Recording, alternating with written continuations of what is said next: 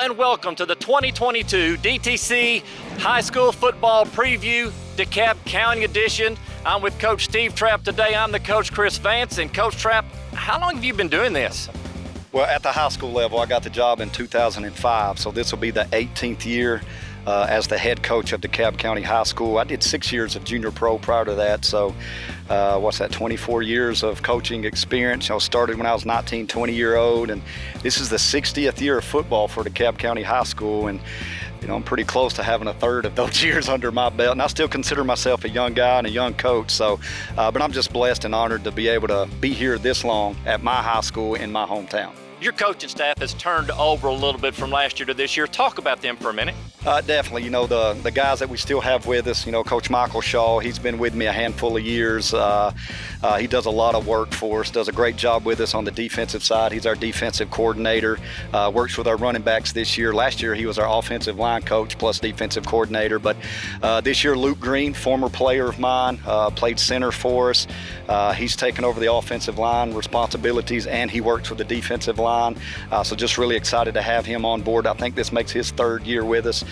New coach, Cole Parsley, another player of mine, another offensive center. So, those centers, they're very smart. They have to be. So it's really good to have these guys on staff with us.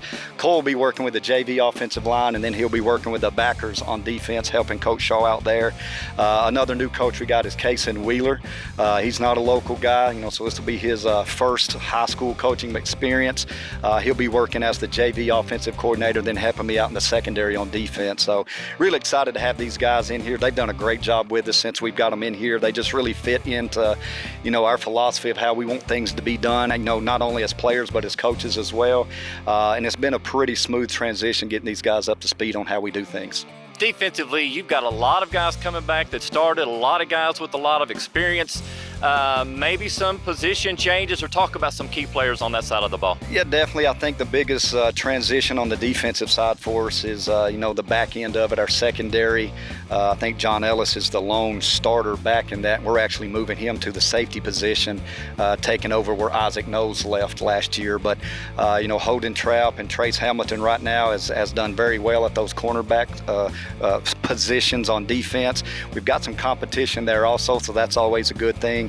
Ty Webb, as a freshman last year, come in the second half of the season due to injuries and things like that, and became a starter for us as a freshman at that other safety spot. So he's back in that role. But again, we've got Austin Nicholson. He's doing a great job there. So again, we have competition there, and we really like that. Up front on the defensive line, we got a lot of guys back. Really didn't lose a lot of bodies there. We lost a really good middle linebacker in Isaiah Harrington. Ari White last year as a sophomore was our starting nose guard, and he's always played linebacker, but he was such a good player, we just had to get him on the field, so we put him at nose guard. But he's back at home at middle linebacker for us and doing a really good job. We got Tyler Estes beside him on the inside. He missed some time early with a broke arm last year, but then he finished the season in a cast, so he's just a tough guy. I really love what he puts out there. Josh May's a 4-year starter, so he plays outside backer for us. And then we've got Johnny Skinner as our other outside linebacker. He has started multiple positions throughout his career, but he's kind of got that outside backer on lockdown. So defensively, got a lot of guys back. They've done a really good job through spring ball, through 7-on-7, flying around, making a lot of plays. So we're really excited what we have on that side. Offensively, you've got a lot of seniors that surround junior quarterback Steve Trapp. You've got a couple on the line. You've got receivers and your running back. Talk about those guys for a minute. I get a lot of questions about how do we replace Isaac Knowles, and we've had a lot of players throughout the years where we get that question asked, and the answer is always the same. You don't replace those guys. You just got to focus on the guys that are there, and they've got to do their job. So collectively as a group, our wide receiving core, we've got 3 out of the 4 back.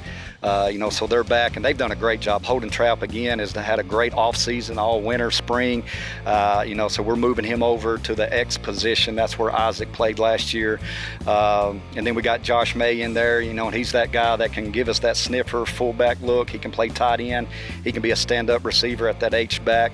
Johnny Skinner also does that for us, too. Trace Hamilton gives us depth at that X receiver. Our slot receiver, John Ellis, that's what he's done, all last year, so he's back at that spot. spot. And then our Y position, right now we got Nolan Gottlieb that's worked there, last year. We also got Malachi Trapp, who's kindly joined us late right here in the summer, but he's got a great shot once he learns everything that we do. He's got a great shot to be a big weapon for us. And then up front, we got 3 of our 5 offensive linemen back with Will Ferris, Shady Raincorn, and Ian Jones. So our 2 guard positions are what we're working on. We've got 3 or 4 guys kind of working to solidify those spots for us. Landon Cripps is one of those guys. Landon Cripps is one of those guys, and then we got Josh Pulley, who is a sophomore. He's another guy, and then we got Aaron Hatfield. So those 3 guys are really competing for those 2 spots. Then, of course, we've got 4-year starting running back Kobe Barnes. He started the second half of his freshman year coming off an injury and then got re-injured, so didn't get to finish the year as a starter. But he's been in there with a lot of experience for us. So he's, in the last couple years, we've kind of been alternating series. We've done told him this year, you come out when you think you need a break. Other than that, he should get the ball quite a bit. And then Briz, coming off his first year as a starter as a sophomore, I thought he did pretty well. He's really physically matured, mentally matured a lot more in that role. So we're expecting good things from our offense this year. In our backdrop, state playoffs, and it's kind of listed, if my numbers are right, the past 11 years you've been in the playoff. Can you put your finger on a couple of things about the success that DeKalb County has had and being able to continue that success? Yeah, we made it to the playoffs in 2008. That was the first time for us as head coach or coming over here. We won our first ever playoff game that year, and since that year we've been to the playoffs every year except for 2010. So, really it's a priority. It's our number 1 goal. Is to make sure that we get those extra opportunities. In order to do that, you got to do good within your district or within your region. So, there's a couple years there where we were 3-7. We had to win the right game to get in there, but ultimately we were in there. So that's the thing. So, our first goal is ultimately, within the district, within the region. We want to win that because then that lets you play at home in the postseason.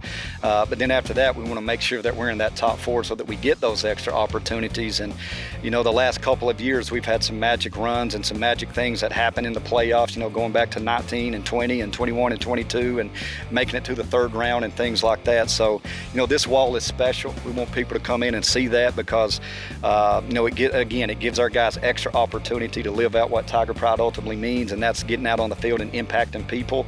And the more games you get to play, the better. The more practices you get, the better your young guys get. So financially it helps because you make money in the playoffs no matter if you're at home or away. So it's just a very special thing to be able to go to the playoffs and to be able to go for this many years in a row. I think it speaks volumes to not only our players and our coaches, but to our school and our community as well. Well, you, your staff, your players have certainly done a good job on the field of raising the expectations of doing things that have never been done before, and cosmetically doing a lot going on. We appreciate it. Good luck this season. We're going to be seeing you. We're going to be following. Can't wait to see you. We've got 3 games with DeKalb this year, and that'll be great. Thank you at home for joining us. You've been watching the DTC Kickoff Preview. See you next time.